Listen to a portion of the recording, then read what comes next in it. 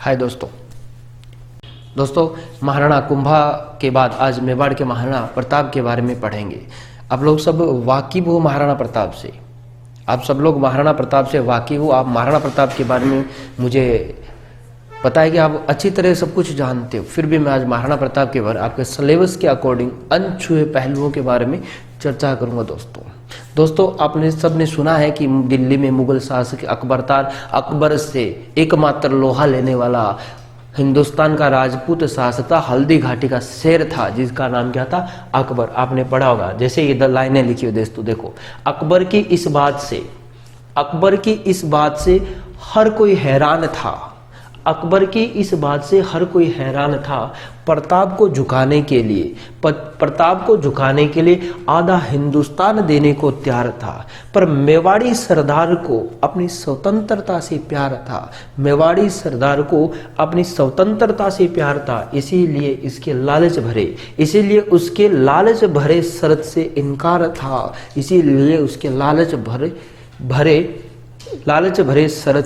इनकार था। ये है दोस्तों महाराणा प्रताप। आपको जो दिखाई दे रहे हैं मेवाड़ के महाराणा प्रताप, हल्दी घाटी का शेर। कौन है? राजस्थान का शेर, हल्दी घाटी का शेर, महाराणाओं का महाराणा, मेवाड़ रतन, मेवाड़ केसरी। ये है महाराणा प्रताप, जिन्हें बचपन में कुका के नाम से जानते थे। भीलों से इतना स्नेह था कि भील लोग इन्हें प्रसन्न होकर कीका या कुका कहते थे। क्या कहते थे? कीका या कुका कहते थे। तो दोस्तों आप जो देख रहे हो वो कौन है? महाराणा प्रताप है। तो महाराणा प्रताप के बारे में दोस्तों हम लोग चर्चा ही करेंगे। ये देखिए दोस्तों महाराणा प्रताप, देखिए महाराणा प्रताप के ये कैसे एक साथ अपनी दो तलवार रखते थे। ये कभी निहत्थे पर वार नहीं किया करते थे, कभी निहत्थे पर इन्होंने वार नहीं किया था। जिस अपने शत्रु के पास हथियार नहीं होते थे उसे हथियार देते थे, हथियार देकर अपने साथ हमेशा दो तलवारें रखते। ये इनका भाला है दोस्तों। कुछ लोग बोलते हैं 80 मन का था, तो हो सकता है होगा, परंतु ऐतिहासिक रूप से इसमें कोई विशेष भाले को लेकर कोई विशेष नहीं है। तो दोस्तों हम शुरू करते हैं महाराणा प्रताप को लेकर। महाराणा प्रताप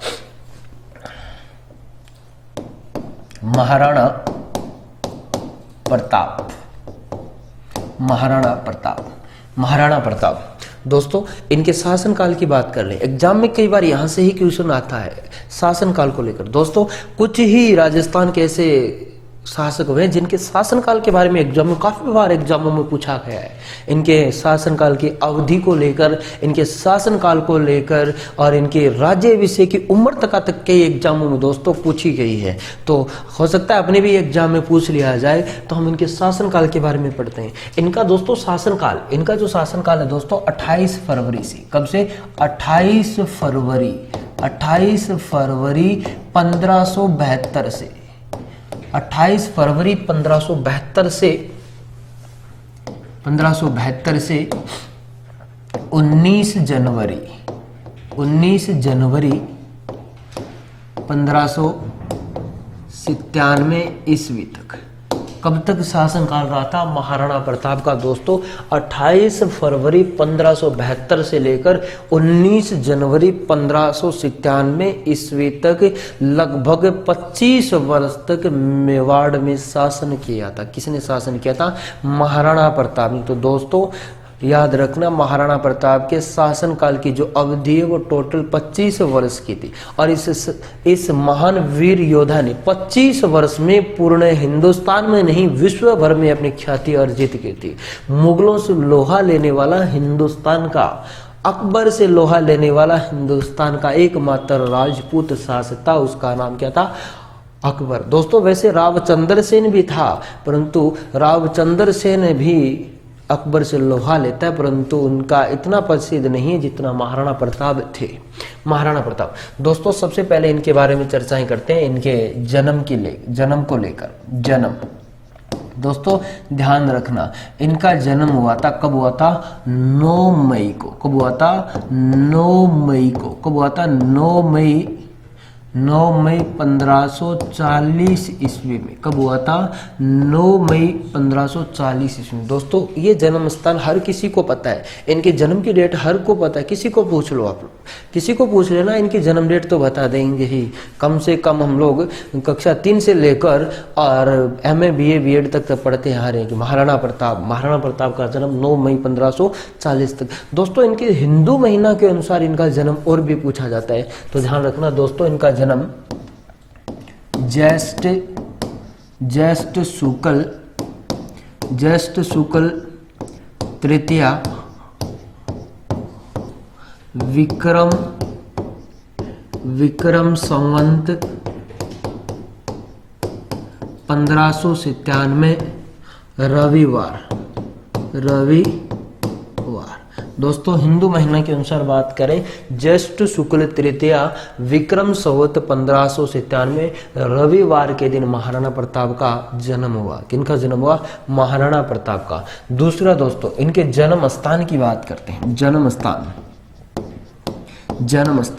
दोस्तों इनके जन्म स्थान को लेकर एग्जाम में काफी बार क्वेश्चन पूछे जाते हैं। इनके जन्म स्थान को लेकर काफी बार एग्जामों में पूछा गया है कि महाराणा प्रताप का जन्म स्थान, यानी महाराणा प्रताप का जन्म कहाँ हुआ था। तो दोस्तों देखना, महाराणा प्रताप का जन्म हुआ था कुंभलगढ़ दुर्ग में। कौन से दुर्ग में हुआ था? कुंभलगढ़ दुर्ग में। कौन से दुर्ग में? कुंभलगढ़ दुर्ग में इनका जन्म हुआ था। दोस्तों हमने मेवाड़ के महाराणा कुंभा के बारे में पढ़ा था, और कुंभा के बारे में पढ़ा था कि महाराणा कुंभा ने अपनी पत्नी कुंभलमती के नाम पर एक दुर्ग बनवाया था, और उस दुर्ग का नाम था कुंभलगढ़। कौन सा था? कुंभलगढ़। और कुंभलगढ़ दुर्ग में एक महल बना हुआ है दोस्तों, जिस महल का नाम है बादल महल। कौन सा महल है? बादल महल। कौन सा महल है? बादल महल। दोस्तों बादल महल में भी एक महल और है, और उसका नाम है मामा मंदिर महल। मामा मंदिर महल। कौन सा महल है? मामा मंदिर महल। कौन सा महल है? मामा मंदिर। और मामा मंदिर महल जूना कचहरी। कौन सी कचहरी? जूना कचहरी। जूना कचहरी में जन्म हुआ था। किसका जन्म हुआ था? महाराणा प्रताप का। किसका हुआ था? महाराणा प्रताप का। दोस्तों यहाँ से एग्जाम में ये भी होता है कि महाराणा प्रताप का बचपन कहाँ गुजरा था, या महाराणा प्रताप का बचपन कहाँ व्यतीत हुआ था। तो दोस्तों कुंभलगढ़ दुर्ग में। कौन से दुर्ग में? कुंभलगढ़ दुर्ग में महाराणा प्रताप का बचपन व्यतीत हुआ था। दोस्तों कुंभलगढ़ दुर्ग के बारे में पढ़ते हैं कि कुंभा की मृत्यु स्थली, कुंभा का निवास स्थली कहते हैं, उदय सिंह की शरण स्थली कहते हैं, महाराणा प्रताप की जन्म स्थली कहते हैं, महाराणा प्रताप की बचपन स्थली भी कहा जाता है। किस दुर्ग को कहा जाता है? कुंभलगढ़ दुर्ग को कहा जाता है। और कुंभलगढ़ दुर्ग में बादल महल के मामा मंदिर महल की जूना कचहरी में इनका जन्म हुआ था। किसका जन्म हुआ था?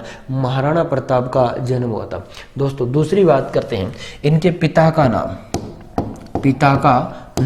पिता की बात करें तो इनके पिता का नाम था उदय सिंह। क्या नाम था? उदय सिंह था। महाराणा प्रताप के पिता का नाम था उदय सिंह। कौन था? उदय सिंह थे। उदय सिंह वही उदय सिंह है दोस्तों जिसने 1559 ईस्वी में गिरवा की पहाड़ियों में, तस्त्रीनुमा पहाड़ियों में उदयपुर शहर की स्थापना की थी। किसकी स्थापना की थी? उदयपुर शहर की स्थापना की थी। और आयड़ या बेड़च नदी के संग आयड़ या बेड़च नदी पर एक झील भी बनाई थी, जिसका नाम था उदय सागर। क्या नाम था? उदय सागर झील। यही उदय सिंह है। हाँ, इसी उदय सिंह, यहाँ दोस्तों इन्हीं के घर जन्म हुआ था हिंदुस्तान के शेर का, महाराणा प्रताप का। और इनकी माता की बात करते हैं दोस्तों। इनकी माता का क्या नाम था? दोस्तों इनकी माता का नाम था जयवंताबाई। क्या नाम था? जयवंताबाई। क्या नाम था? जयवंताबाई इनकी माता का नाम था। किनकी माता का नाम था? महाराणा प्रताप की माता का नाम था। दोस्तों जयवंताबाई की बात करें तो यह पाली के अक्षराज सोनगरा की पुत्री थी। किसकी थी? पाली के अक्षराज सोनगरा की पुत्री थी। कौन थी? जयवंताबाई। कौन थी? जयवंताबाई। दोस्तों बात करते हैं इनके राज्याभिषेक की। इनका राज्याभिषेक की बात करते हैं तो इनका जो राज्याभिषेक है दोस्तों, इनका राज्याभिषेक कब हुआ था? ध्यान रखना दोस्तों, महाराणा प्रताप के राज्याभिषेक की हम 2 डेट पढ़ेंगे। एक तो इनका विधिवत रूप से राज्याभिषेक पढ़ेंगे, और एक इनका प्रारंभिक राज्याभिषेक पढ़ेंगे। इनका जो राज्याभिषेक है दोस्तों 28 फरवरी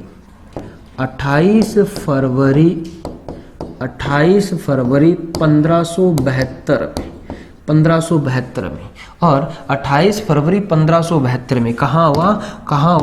गोगुंदा में। कहाँ हुआ? गोगुंदा में हुआ था।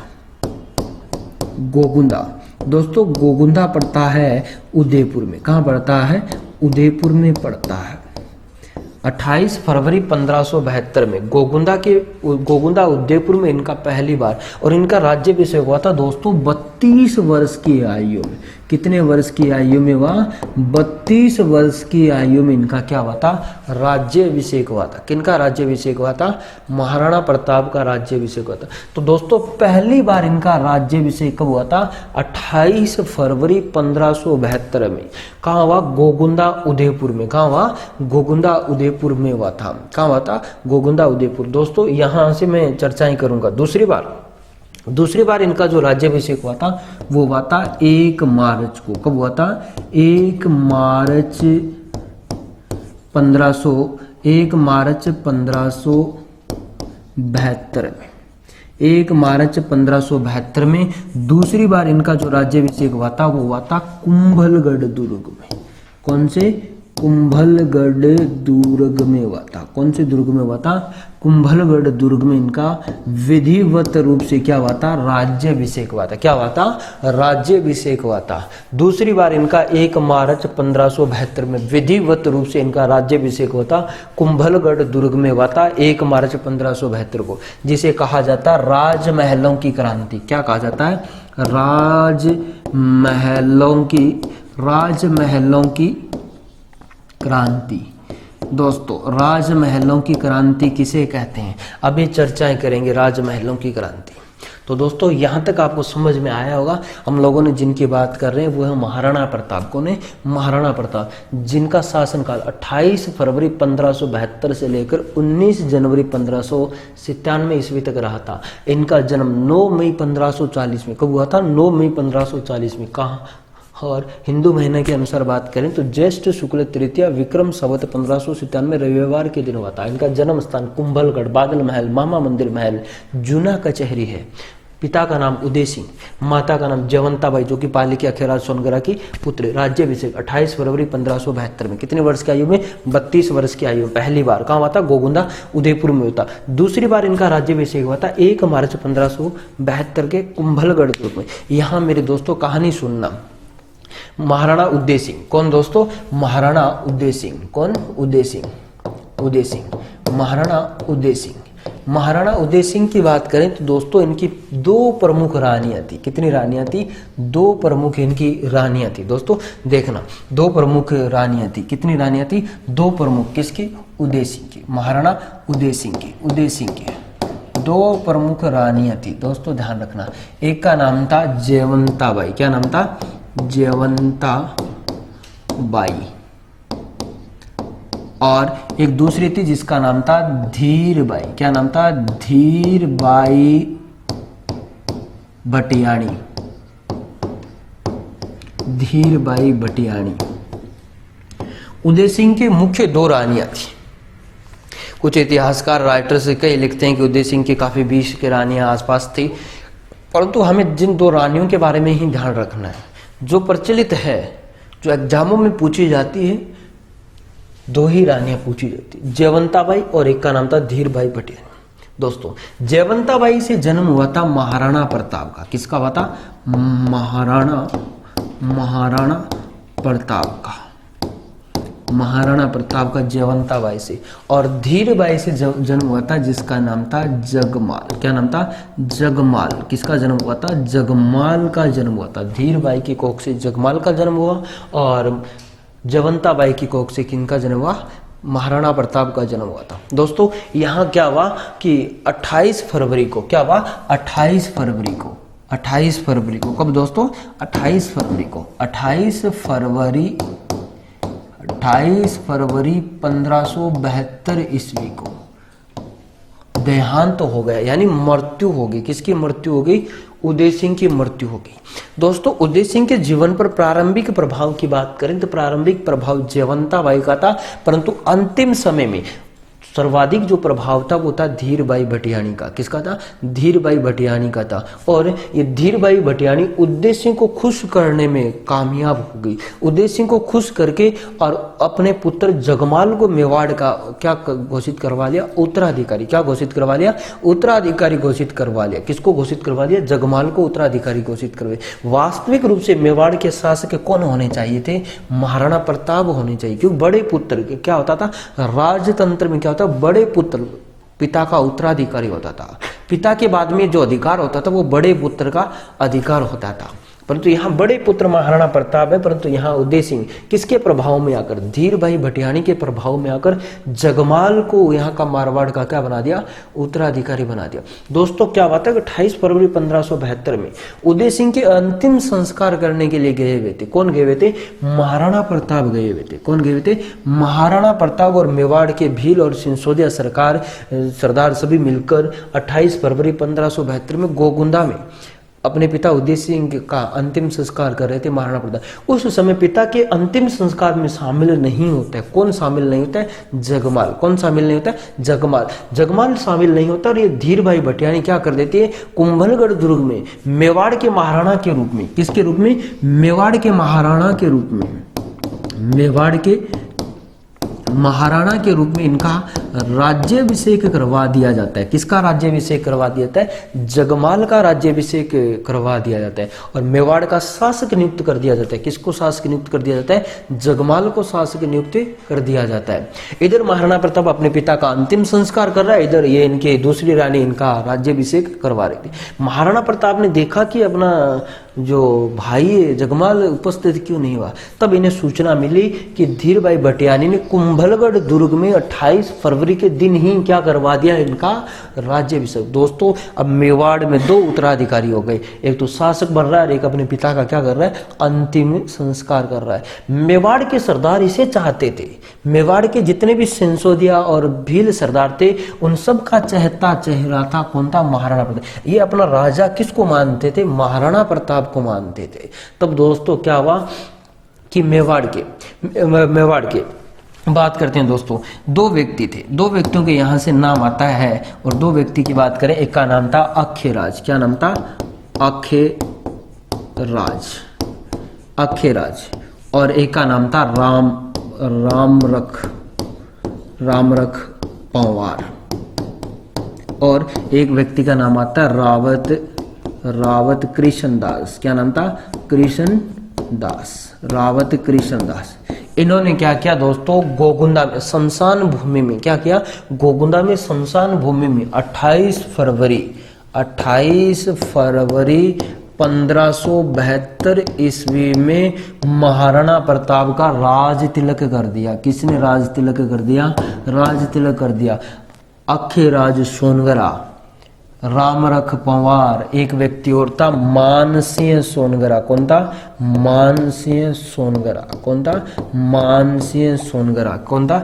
मानसिंह सोनगरा। इन सब लोगों ने, किसने? मानसिंह सोनगरा ने, अखेराज सोनगरा है, रामरख पंवार है, रावत कृष्णदास है। इन सब लोगों ने देखा कि इधर जगमाल का मेवाड़ के सरदारों को बिना किसी अनुमति के मेवाड़ का महाराणा घोषित कर दिया। तब ये सब लोग महाराणा प्रताप जितने भी इनके संबंधी थे वो सब लोग महाराणा प्रताप के पक्ष में आ गए और इन सब लोगों ने मिलकर महाराणा प्रताप का गोगुंदा में शमशान भूमि में 32 वर्ष की आयु में पहली बार क्या कर दिया गया? राज्याभिषेक कर दिया गया था। और ये रामरख पंवार क्या करता है? अपने अखेराज सोनगरा क्या करता है? अपने तलवार से अंगूठे को चीरकर महाराणा प्रताप को तिलक किया था, अपने रक्त से तिलक किया था। इसी समय रावत कृष्णदास ने क्या किया था? महाराणा प्रताप के कमर पर तलवार बांधी थी। तो क्या एग्जाम में पूछा था कि महाराणा प्रताप के राज्याभिषेक के समय महाराणा प्रताप के जो कमर है, कमर पर तलवार किसके द्वारा बांधी गई थी? रावत कृष्णदास के द्वारा। किसके द्वारा? रावत कृष्णदास के द्वारा महाराणा प्रताप की कमर पर क्या बांधी गई थी? तलवार बांधी गई थी। ये इन सब लोगों ने महाराणा प्रताप का क्या कर दिया? राज्याभिषेक। महाराणा प्रताप यहाँ से राज्याभिषेक करके आगे कुंभलगढ़ में, क्योंकि इनका राज्याभिषेक हुआ था, कहाँ हुआ था? जगमाल का कुंभलगढ़ दुर्ग में हुआ था। जैसे ही महाराणा प्रताप आए और महाराणा प्रताप यहाँ आते हैं और यहाँ का शासक नियुक्त कर दिया, तब महाराणा प्रताप को देखकर ये जगमाल कुंभलगढ़ छोड़कर ये चला जाता है मुगल शासक था जिसका नाम था अकबर। क्या नाम था? अकबर। अकबर की शरण में चला गया। कौन चला गया? जगमाल। कौन चला गया? जगमाल। और महाराणा प्रताप का कुंभलगढ़ दुर्ग में आना और राज्याभिषेक करवाना और जगमाल का कुंभलगढ़ दुर्ग छोड़ना ही दोस्तों क्या कहलाता है? राजमहलों की क्रांति। क्या कहलाता है? राजमहलों की क्रांति। राजमहलों की क्रांति। तो दोस्तों राजमहलों की क्रांति किसे कहते हैं? महाराणा प्रताप का कुंभलगढ़ में आकर राज्याभिषेक करवाना और जगमाल का कुंभलगढ़ दुर्ग छोड़कर और अकबर की शरण में जाना ही राजमहलों की क्या कहलाती है? क्रांति कहलाती है। दोस्तों एक महाराणा प्रताप का अन्य कोई भाई था जिसका नाम था शक्ति सिंह और इन दोनों का यहाँ राज्याभिषेक होने के कारण वो पहले ही अकबर की शरण में चला गया। दोस्तों यहाँ से जगमाल को लेकर एक फैक्ट पूछा जाता है। जगमाल को लेकर एक फैक्ट पूछा जाता है। दोस्तों ये अकबर की शरण में चला गया। अकबर इन्हें एक जागीर देता है जिसे बोलते हैं जहाजपुर की। कौन सी देते हैं? जहाजपुर की जागीर। कौन सी दी थी? जहाजपुर की जागीर, जो कि वर्तमान में भीलवाड़ा में पड़ता है। जहाजपुर की जागीर दी गई थी। दोस्तों यही जगमाल 1583 ईस्वी में एक युद्ध होता है जिसका नाम था दंतानी का युद्ध। कौन सा युद्ध होता है? दंतानी का युद्ध। सुल्तान देवड़ा और इनके मध्य होता है और इस युद्ध में लड़ते हुए मारे गए थे। कौन मारे गए थे? जगमाल मारे गए थे। कौन मारे गए थे? यही जगमाल मारे गए थे। कौन मारे गए? जगमाल, जो किनके भाई थे? महाराणा प्रताप के भाई थे। तो दोस्तों इस प्रकार इनके राज्याभिषेक का क्रम चला था। किनका क्रम चला था? महाराणा प्रताप का क्रम चला था। तो महाराणा प्रताप का राज्याभिषेक 2 बार हुआ था दोस्तों। कितनी बार हुआ था? 2 बार इनका राज्याभिषेक। पहले हमने पढ़ा है कि इनका पहला राज्याभिषेक 28 फरवरी 1572 में और दूसरा 1 मार्च 1572 में कुंभलगढ़ दुर्ग में। इनका दूसरी बार जो विधिवत रूप से राज्याभिषेक हुआ था उसे बोलते हैं राजमहलों की क्रांति। क्या बोलते हैं? राजमहलों की क्रांति बोलते हैं। तो इनका राज्याभिषेक कितनी बार हुआ था? 2 बार राज्याभिषेक। विधिवत रूप से कुंभलगढ़ में हुआ था और प्रारंभिक इनका राज्याभिषेक हुआ था वो गोगुंदा में हुआ था। कहाँ हुआ था? गोगुंदा में हुआ था। दोस्तों आगे की बात करते हैं। यहाँ तक की कहानी आपको आशा करता हूँ समझ में आई होगी थी। दोस्तों आगे की बात करते हैं। आगे की बात करते हैं दोस्तों। महाराणा प्रताप के बचपन का नाम।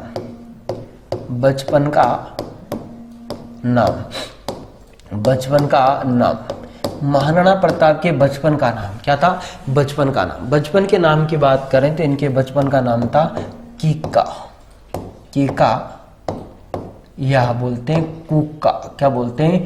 कुका। दोस्तों एग्जाम में बहुत बार पूछा गया है कि महाराणा प्रताप का बचपन का नाम क्या था। तो महाराणा प्रताप का जो बचपन का नाम था वो था कीका या कुका था। क्या था? कीका या कुका था। भील लोग इन्हें प्यार से, दक्षिण पश्चिमी राजस्थान में भील लोग प्यार से अपने बच्चे को क्या बोलते हैं? कीका या कुका बोलते हैं। क्या बोलते हैं? इसी प्रकार भीलों के साथ इनका काफी लगाव था। किनका लगाव था? महाराणा प्रताप का भीलों के साथ काफी लगाव था। इसी कारण भील लोग इन्हें क्या बोलते थे? कीका या कुका बोलते थे। क्या बोलते थे? कीका या कुका बोलते थे। दोस्तों बात करते हैं इनकी कौन कौन सी उपाधियां थी या बोल सकते हैं इनके कौन कौन से उपनाम थे।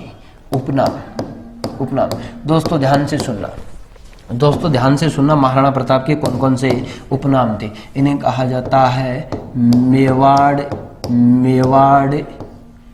केसरी। क्या कहा जाता है दोस्तों?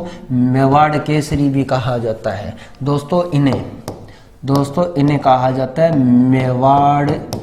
मेवाड़ रत्न भी कहा जाता है। मेवाड़ का रत्न भी कहा जाता है। दोस्तों इन्हें कहा जाता है हिंदुआ सूरज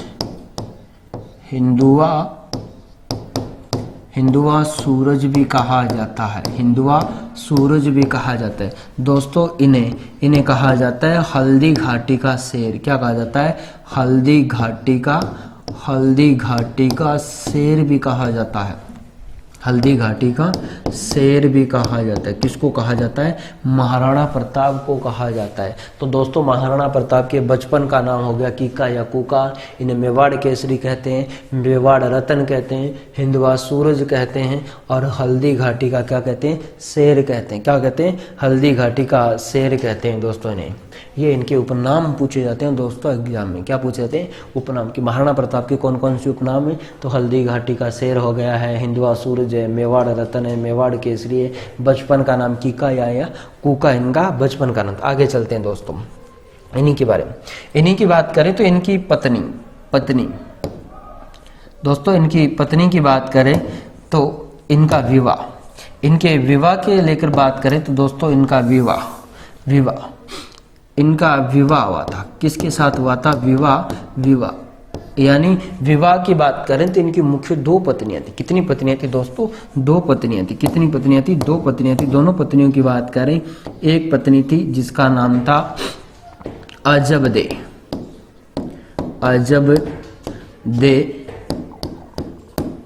पंवार। क्या नाम था? अजबदे पंवार। और एक थी जिसका नाम था फूल कंवर। दोस्तों ध्यान रखना, महाराणा प्रताप की मुख्य 2 पत्नियों का उल्लेख मिलता है। एक थी जिसका नाम था अजबदे पंवार। क्या नाम था? अजबदे पंवार। दूसरी की बात करें तो वो थी फूल कंवर। कौन थी? फूल कंवर। अजबदे पंवार की बात करें तो अजबदे पंवार से विवाह हुआ था। इनका विवाह हुआ था 1559 ईस्वी में। कब हुआ था? 1559 ईस्वी में महाराणा प्रताप का विवाह हुआ था। किसके साथ हुआ था? अजबदे पंवार से। किससे हुआ था? अजबदे पंवार से विवाह हुआ था। दोस्तों बात करें तो इन्हीं से एक संतान उत्पन्न हुई थी जिसका नाम था अमर सिंह। क्या नाम था? अमर सिंह। क्या नाम था? अमर सिंह। महाराणा प्रताप की एक संतान हुई थी जिसका नाम क्या था? अमर सिंह। तो दोस्तों पूछा जाता है महाराणा प्रताप की पत्नी का नाम क्या है? अजबदे। यानी इनका विवाह की बात करें तो ऐसे अनेक विवाह हुए थे, परंतु इनकी मुख्य 2 पत्नियों की बात करें तो मुख्य इनकी 2 पत्नियों का उल्लेख मिलता है। एक का नाम अजबदे पंवार, दूसरी का नाम था फूल कंवर। ये फूल कंवर को मारवाड़ की पुत्री थी। मारवाड़ के कोई शासक था मालदेव, उनकी पुत्री बताई जाती है। अजबदे पंवार को रमरक पंवार की पुत्री थी। तो दोस्तों अजबदे से एक संतान हुई थी जिसका नाम था अमर सिंह। क्या नाम था? अमर सिंह। जो महाराणा प्रताप के बाद में मेवाड़ के शासक बनेंगे उनका नाम क्या है? अमर सिंह था। क्या नाम था? अमर सिंह था। अमर सिंह किन से जन्म हुआ था? अजबदे पंवार की कोख से। किनकी कोख से हुआ था? अजबदे पंवार की। दोस्तों यहाँ से एग्जाम में मुख्य फैक्ट पूछा जाता है कि महाराणा प्रताप की ऐसी कौन सी पत्नी थी, या महाराणा प्रताप की एकमात्र ऐसी पत्नी कौन सी थी जो महाराणा प्रताप के साथ उनके सुख और दुख की साथी रही थी। सुख और दुख की साथी रही थी। महाराणा प्रताप के साथ जंगलों में रहकर ही महाराणा प्रताप का हौसला बढ़ाया था। दोस्तों ऐसा देखने को कम ही मिलता है कि जो सुख और दुख दोनों में काम आए। ये अजबदे ऐसी थी महाराणा प्रताप के साथ मेवाड़ साम्राज्य की आन बान शान के लिए दर दर की ठोकरें खाई थी। इन्होंने जंगलों में रहकर भी महाराणा प्रताप का साथ दिया था। जंगलों में रहकर भी साथ दिया था। दोस्तों महाराणा प्रताप ने अपने राज्याभिषेक के समय प्रतिज्ञा ली थी। मारवाड़ का राव चंद्रसेन आया था। राव चंद्रसेन के आगमन पर इन्होंने प्रतिज्ञा ली थी कि जब तक मेवाड़ साम्राज्य को मुगलों से यानी मेवाड़ साम्राज्य को मुगलों से स्वतंत्र नहीं करवाऊंगा तब तक न तो राजमहलों में सोऊंगा और न राजमहल के सोने चांदी के बर्तनों में भोजन करूंगा। ये इन्होंने प्रतिज्ञा ली थी। किसने प्रतिज्ञा ली थी? महाराणा प्रताप ने। और इस प्रतिज्ञा का आजीवन पालन किया था। इस प्रतिज्ञा पर अटल रहे थे महाराणा प्रताप और अंत में अपने मेवाड़ साम्राज्य के लिए संघर्ष किया था और मुगलों को पराजय का मुंह देखना पड़ा था। दोस्तों मुगल सम्राट अकबर, आगे बात करूंगा दोस्तों, आगे की चर्चाएं करूंगा कि मुगल सम्राट अकबर के राजस्थान में किस प्रकार की नीति थी। तो दोस्तों इनकी मुख्य 2 पत्नियों के बारे में भी पूछा था। इनकी एक संतान हुई थी जिसका नाम क्या था? अमर सिंह था। कौन था? अमर सिंह था। दोस्तों यहाँ से आपको ध्यान में रखना है। दूसरी फूल कंवर भी इनकी पत्नी थी। इनकी उपाधियों को लेकर, इनके बचपन के नाम को लेकर भी पूछा जाता है। दोस्तों आगे चलता हूँ, आगे की बात करते हैं। दोस्तों हम लोग पढ़ते हैं कि इनके समय यानी इनके पिता थे और इनके पिता का नाम था उदय सिंह। क्या नाम था? उदय सिंह। और उदय सिंह के समय पढ़ते हैं कि दिल्ली का मुगल शासक था। दिल्ली के मुगल शासक का नाम था अकबर। क्या था? अकबर। दोस्तों अकबर राजस्थान के राजपूत शासकों के प्रति नीति अपनाई थी और यानी सुलह कुल की नीति अपनाई थी। अकबर का उद्देश्य था कि राजपूत शासकों को अधीन करके संपूर्ण हिंदुस्तान पर राज किया जा सकता है।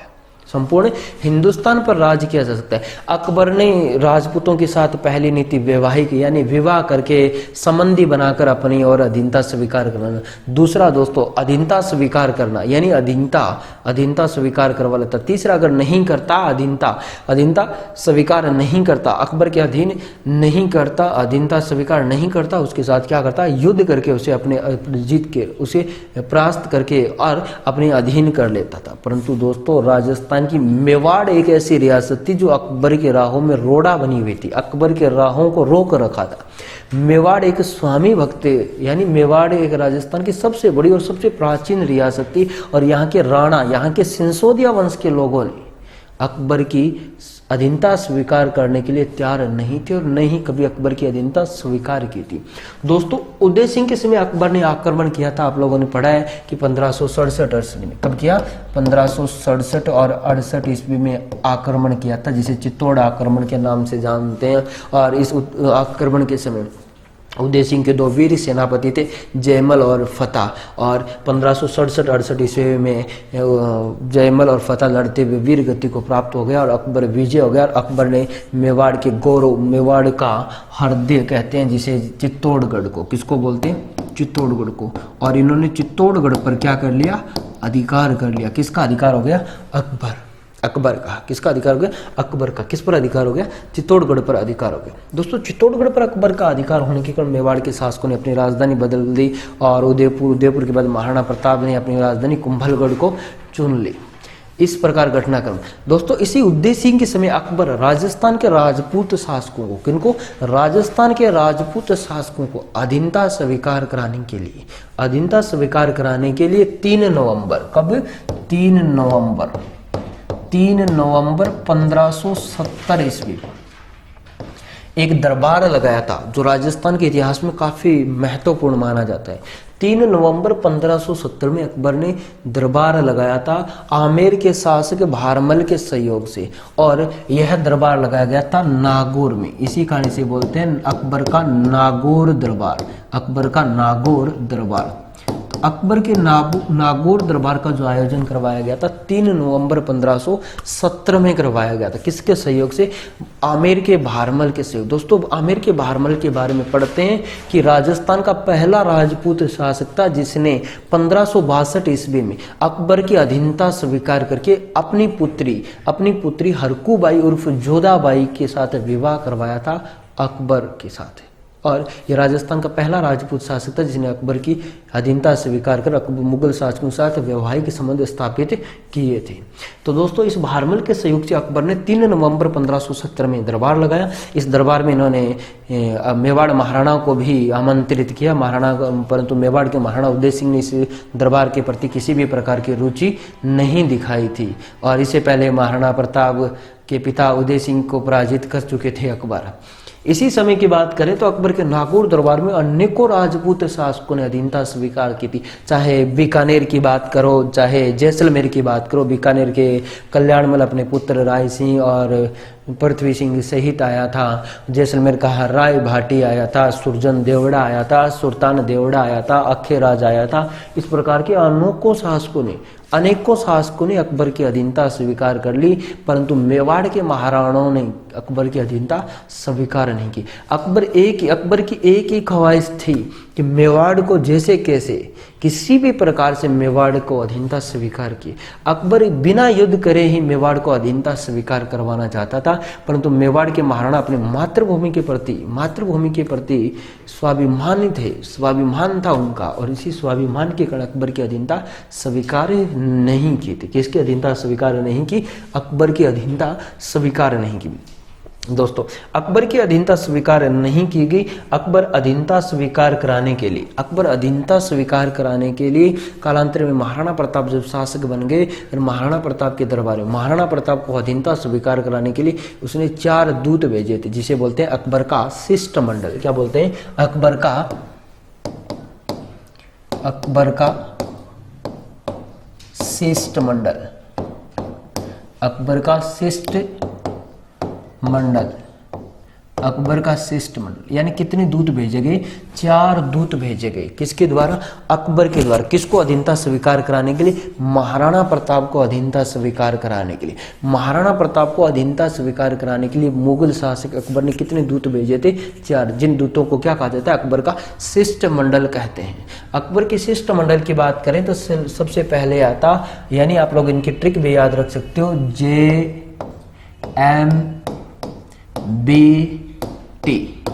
यानी सबसे पहले 1 नंबर की बात करें, 1 नंबर की बात करें दोस्तों, देखना 1 नंबर पर 1 नंबर, 2 नंबर, 3 नंबर और 4 नंबर। कितने शिष्टमंडल भेजे दोस्तों? 4 शिष्टमंडल भेजे थे। किसने भेजे थे? अकबर ने। इस शिष्टमंडल का उद्देश्य क्या था? महाराणा प्रताप को अधीनता स्वीकार कराना। पहली बार भेजा गया था जलाल खां कोची को। जलाल खां कोची को किसको भेजा गया? जलाल खां कोची को भेजा गया था। माध्यमिक शिक्षा बोर्ड कक्षा 10 की बात करें तो दोस्तों दे रखा है जलाल खां कोची, इसे भेजा गया था नवंबर में। कब भेजा गया? नवंबर में भेजा गया, नवंबर 1572 में भेजा गया। कब भेजा गया? नवंबर 1572 में भेजा गया। किसको भेजा गया? जलाल खां कोची को भेजा गया था। 72 में एक ही दूत आया था। कौन आया था? 1572 में, नवंबर 1572 में जलाल खां कोची आया था। पहली बार भेजा गया था। किसको भेजा गया? जलाल खां कोची को। इनके कई बार दोस्तों क्रम वाइज भी पूछा जाता है, क्रम भी पूछा जाता है इनका। पहला कब भेजा गया, किसको भेजा गया, दूसरी बार किसको भेजा गया, तीसरी बार किसको भेजा गया। इस प्रकार से भेजा गया जलाल खां कोची को। कब भेजा गया? 1572 में भेजा गया। दूसरी बार दोस्तों, दूसरी बार भेजा गया था मान सिंह को। किसको भेजा गया? मान सिंह को। मानसिंह कछवा है। किसको भेजा गया? मानसिंह कछवा है।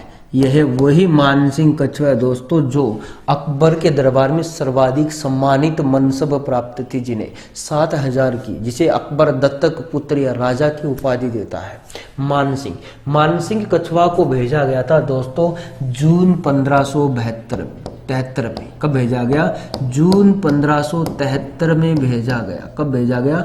जून 1573 ईस्वी में भेजा गया। दूसरे क्रम का दूत बनाकर भेजा था मानसिंह कछवा को कि मानसिंह कछवा तुम जाओ और तुम भी राजपूत हो, महाराणा प्रताप भी राजपूत है, और एक मंच पर बैठकर बातचीत करो, उस महाराणा को समझाओ कि अकबर की अधीनता स्वीकार कर ले, उसी में तुम्हारी और तुम्हारे मेवाड़ साम्राज्य की भलाई है। परंतु महाराणा भी एक स्वाभिमान था, उनका भी एक गौरव था, उन्हीं का एक मान और सम्मान था, और इसने मान सिंह को किसी भी प्रकार का कोई प्रत्युत्तर नहीं दिया और न ही मुगलों की अधीनता स्वीकार की। दोस्तों तीसरी बार भेजा गया था भगवंत दास को। किसको? भगवंत दास को।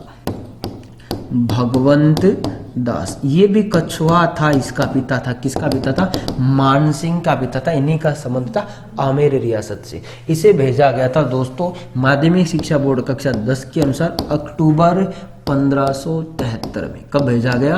अक्टूबर 1573 ईस्वी में। कब भेजा गया? अक्टूबर 1573 ईस्वी में भेजा गया था दोस्तों। चौथी बार जो अंतिम बार भेजा गया था वो भेजा गया था टोडरमल को। किसको? टोडरमल को भेजा गया था दोस्तों दिसंबर 1573 में। कब भेजा गया? दिसंबर 1573 ईस्वी में भेजा गया था। कब भेजा गया?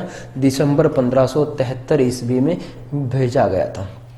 तो मुगल शासक अकबर ने, किसने? मुगल शासक अकबर ने महाराणा प्रताप को अधीनता स्वीकार कराने के लिए 4 दूत भेजे थे। इन चारों दूतों का क्रम देखो दोस्तों, यानी इसे याद रख सकते हो JMBT, या रख सकते हो जम्मा भट्टो। क्या रख सकते हो? जम्मा भट्टो। पहली बार भेजा गया था जलाल खां कोची को नवंबर 1572 में। दूसरी बार मानसिंह कछवा को जून 1573 में।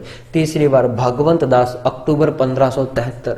चौथी बार टोडरमल दिसंबर 1573 में भेजे गए थे। तो 4 दूत भेजे गए थे, परंतु महाराणा प्रताप ने मुगल शासक अकबर की अधीनता स्वीकार नहीं की। किसकी अधीनता स्वीकार नहीं की?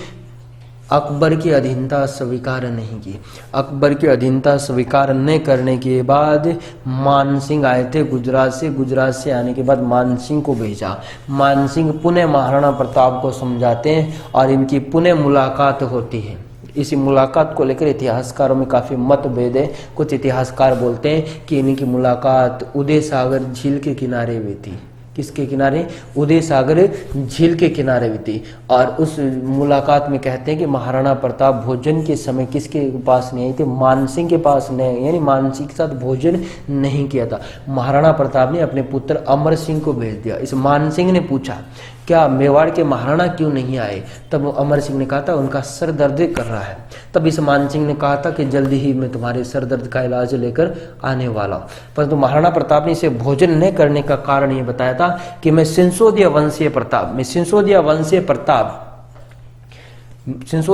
प्रताप कछुआ वंश के शासकों के साथ किसी भी प्रकार का संबंध नहीं रख सकता, क्योंकि राजपूत लोग अपनी रोटी और बेटी का टुकड़ा करना नहीं जानते। क्या मैं ऐसे लोगों के साथ भोजन करूं जो राजपूत लोग अपनी रोटी और बेटी का टुकड़ा करना नहीं जानते? दोस्तों, इन्हीं कछुआ वंश के शासकों ने अपनी सर्वाधिक बहन बेटियों का विवाह मुगलों के साथ करवाए थे। तब महाराणा प्रताप कहा था कि मैं सिंसोदिया वंशीय प्रताप कछुआ वंश के साथ किसी भी प्रकार का कोई संबंध नहीं रखता। ये राजपूत लोग अपनी रोटी और बेटी का टुकड़ा करना नहीं जानते। तब इस प्रकार से इनके बारे में कहा गया था। दोस्तों, महाराणा प्रताप का वीडियोज काफ़ी लंबा बनेगा। नेक्स्ट वीडियो में अगली सीरीज में लेकर आऊँगा। यहाँ तक आशा करता हूँ आप लोगों को समझ में आया होगा। तो दोस्तों, एक बार मैं आपको थोड़ा सा इमेजेस के बारे में, प्रताप के बारे में दोस्तों मैं कैसे देखना बता रहा हूँ आपको। महाराणा प्रताप के बारे में दोस्तों देखना, ये देखो दोस्तों, पहली इमेज देखो, महाराणा प्रताप कौन थे? मेवाड़ के महाराणा प्रताप। देख रहे हो दोस्तों किस प्रकार से इनका तेज प्रकाश पुंज दिखाई देता है, कितने गौरवशाली रहे थे, इन्होंने कितना संघर्ष किया होगा। दोस्तों, कन्हैयालाल सेठिया की रचना है पीतल और पाथल। कौन से? पीतल और पाथल। उसमें आप लोगों ने सुना होगा, पीतल हरे घास की रोटी वन बिलावड़ो ले भाग्यो, छोटो सो अमरियो चीख पुकार भाग्यो, राणा रो सोयो दुखड़ो जाग्यो। तो दोस्तों, ये महाराणा प्रताप वही है जो आज जीवन संघर्ष किया था। दोस्तों, इनके शासनकाल से पूछा जाता है तो इनका शासनकाल था, इनका शासनकाल दोस्तों बात करेंगे 25 वर्ष तक इन्होंने शासनकाल किया था। 57 वर्ष की उम्र में इनकी क्या हो गई? मृत्यु हो गई। और 32 वर्ष की आयु में दोस्तों इनका राज्याभिषेक हुआ था। 32 वर्ष की आयु में इनका राज्याभिषेक हुआ। 25 वर्ष तक इन्होंने शासन किया। 57 वर्ष की आयु में नाम कमाकर हिंदुस्तान की धरती पर अमर करके अपने मातृभूमि के लिए आन बान और शान सब कुछ नौछावर कर दिया। मात्र 57 साल के वर्ष में दुनिया से अलविदा हो गए थे। दोस्तों, ये महाराणा प्रताप। अगला केस दिखाता हूं मैं आपको। देखिए दोस्तों, ये है कौन सा दुर्ग है? कुंभलगढ़। पहचान सकते हो ना, कुंभलगढ़ दुर्ग। कौन सा दुर्ग है? कुंभलगढ़ दुर्ग के बादल महल है। यहाँ ये महल दिखाई दे रहा है ना, ये बादल महल है। यहाँ इस वीर जगत शिरोमणि महाराणा प्रताप का क्या हुआ था? जन्म हुआ था। कुंभलगढ़ दुर्ग के बादल महल के मामा मंदिर महल के यहाँ जुना कचहरी, उस जुना कचहरी में महाराणा प्रताप का क्या होता? जन्म हुआ था। दोस्तों, आगे और दिखाता हूं मैं आपको। देखिए, ये देखिए मेवाड़ के महाराणा प्रताप। देखिए दोस्तों, अकबर की अधीनता स्वीकार नहीं की थी, अकबर इसे आधा हिंदुस्तान देने को तैयार हो गया। दोस्तों, ये महाराणा प्रताप की जन्मभूमि, जिसे शान यानी कुंभलगढ़ का किला। कौन सा किला है? महाराणा प्रताप की जन्मभूमि। किसे कहते हैं? जिसे मेवाड़ की आन बान शान का किला कहते हैं। किस किले को कहते हैं? कुंभलगढ़ के किले को कहते हैं। दोस्तों, और भी देखना सके। ये देखिए कितना अच्छा, कितने महाराणा, यानी कितना अच्छा सुंदर चित्र दिखाई दे रहा है महाराणा प्रताप का। कैसे थे, कैसा इनका भाला था। ये देखिए दोस्तों, इनका मुकुट देखिए कितना सुंदर। इनके मुकुट देखिए, इनका जो राजकीय वाक्य, जो दृढ़ राखे धर्म को तो ही रखे किरतार, यानी जो शासक धर्म के प्रति अड़िग रहेंगे वो हमेशा विजय रहेंगे। ये मेवाड़ केसरी है, मेवाड़ रत्न है दोस्तों, हिंदुस्तान का शेर, हल्दी घाटी का शेर है दोस्तों, हल्दी घाटी का शेर है ये महाराणा प्रताप है दोस्तों। ये देखिए दोस्तों, इनका भाला देखिए। तो दोस्तों, मिलते हैं नेक्स्ट वीडियो में हल्दी घाटी युद्ध के बारे में लेकर आऊँ दोस्तों। डिटेल से महीन से महीन जानकारी दूंगा, आपके एग्जाम में बाहर नहीं जाएगा कुछ महाराणा प्रताप को लेकर। तो दोस्तों, मिलते हैं अगले नेक्स्ट वीडियो में।